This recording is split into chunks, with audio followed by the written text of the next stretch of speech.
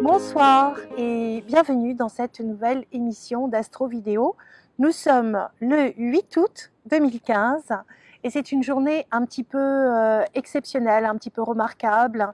Je ne sais pas si vous avez remarqué, ça fait déjà 8-8 puisqu'on est le 8e jour du 8e mois de l'année, sauf que c'est une année 2015, 2 et 1, 3 et 5, 8. Donc ça nous fait 8, 8, 8. Alors pour peu que forcément on arrive à 8h08, 8 minutes, 8 secondes. En fait, je plaisante un petit peu, mais c'est comme une clé d'activation. Donc, il y a une série de portes là, comme ça, qui s'ouvrent sur la même fréquence vibratoire. Alors, c'est toujours important parce que ça indique une route à prendre.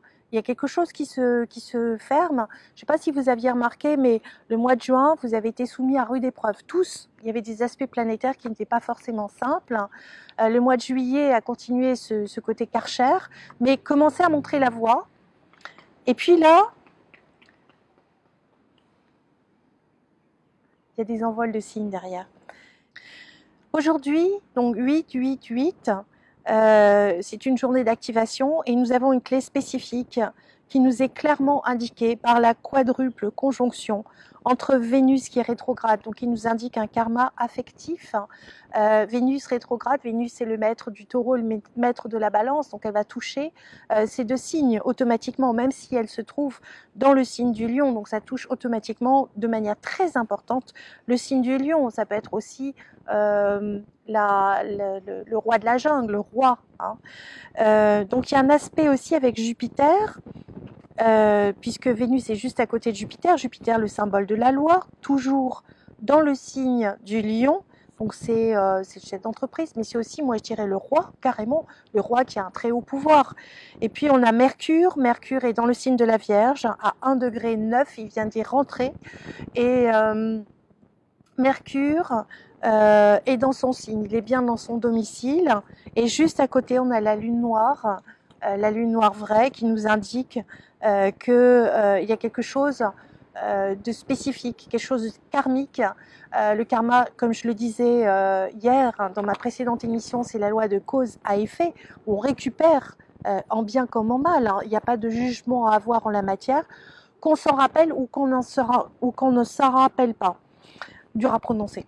Alors, cet aspect-là, cette quadruple conjonction, se trouve au carré de Saturne. Saturne qui est dans le signe du Scorpion. Ça veut dire quoi? Ça veut dire que Saturne, ça coupe, ça restreint pour obliger à se renforcer intérieurement. Ça veut dire aussi qu'il y a une porte qui se ferme. Ça veut dire aussi que ça demande un effort plus particulier pour se structurer. Ça peut indiquer tout simplement qu'on est fatigué, par exemple, le soleil, le soleil qui est en Lion aussi. Donc les lions, en ce moment, ils sont soumis à cet éclairage qui est comme un coup de projecteur sur une scène, voilà. Donc d'un seul coup, c'est eux qui sont au milieu du secteur. Et donc, qu'est-ce qui se passe pour cet aspect-là? Eh bien, il y a deux aspects mineurs qui sont excellents. On a déjà un sextile avec le chemin de vie qui est en balance. Donc, ce coup d'éclat formidable va être excellent pour les balances. Et on a un très bel aspect avec Mars qui est encore dans le signe du Cancer, mais qui arrive sur le début du Lion.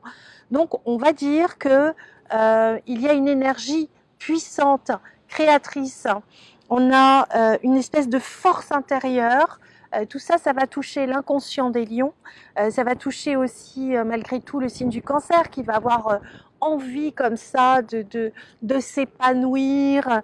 Et le signe du Cancer va faire des très bons aspects avec la Lune qui se trouve dans le signe du Gémeaux. De très bons aspects avec le chemin de vie qui se trouve dans le signe de la Balance. Donc, les cancers sont en train de reprendre du poil de la bête, d'autant plus que Mars est en bon aspect avec le nœud sud qui se trouve dans le signe du Bélier. Donc Mars étant le maître du Bélier, on récupère un acquis du passé. Je veux dire, on va dire que c'est comme si C'était une éponge, hein, les cancers, et c'est une éponge sèche qu'on met dans l'eau de mer, et d'un seul coup, l'éponge, elle va reprendre sa place. Donc les cancers sont en train de revivre, ce qui est plutôt une bonne chose. En même temps, Mars fait un très bel aspect avec Saturne. Saturne qui, mais vraiment un trigone, vous vous rappelez, un trigone c'est 120 degrés, c'est 30 degrés par signe, donc ça nous fait 4 signes d'écart. Et donc là, il y a une énergie qui pose les choses sur la durée. Donc on sait que les cancers vont être extrêmement favorisés après avoir été vraiment secoués au niveau du mois de juin.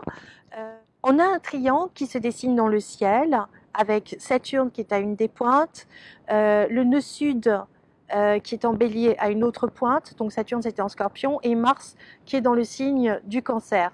Donc c'est pas tout à fait un triangle en signe d'eau, puisque on a le nœud sud en bélier, mais ça va donner une impulsion formidable, quelque chose qui vous donne de l'avant, qui vous dit voilà, moi je me reconstruis, je reprends des forces, maintenant voilà, je suis fort. Hein, tout ce qui a été bloquant, tout ce qui a amené j'allais dire, à un nettoyage qui était un nettoyage au Karcher, et bien maintenant on peut aller construire.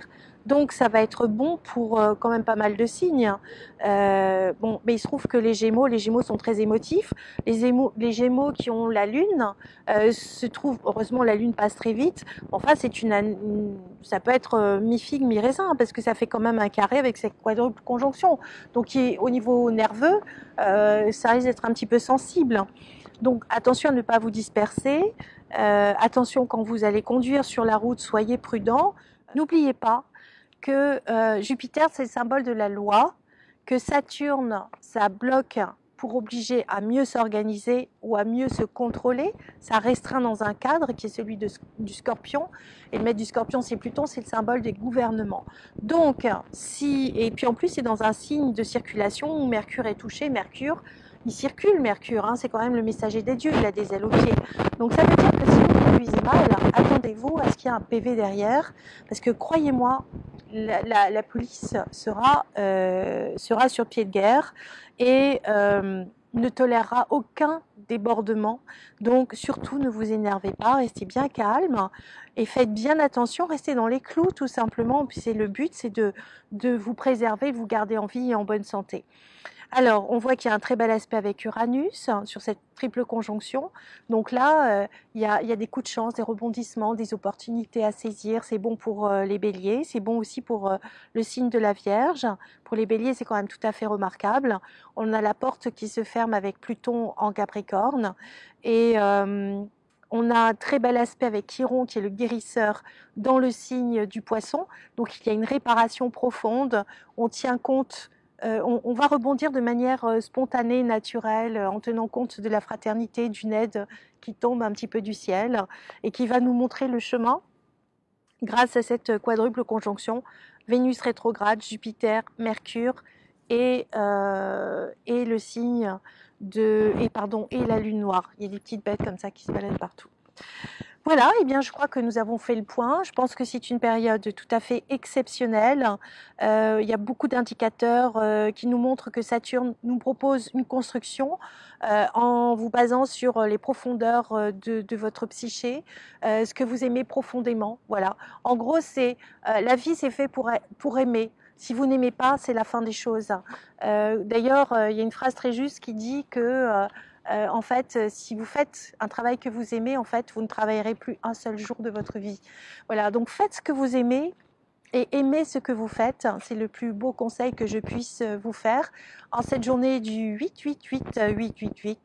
Voilà, donc c'est une clé d'activation et je vous la souhaite excellente. En tout cas, je vous embrasse très fort et pour moi ce soir, vous êtes des petites étoiles. Au revoir mes chéris.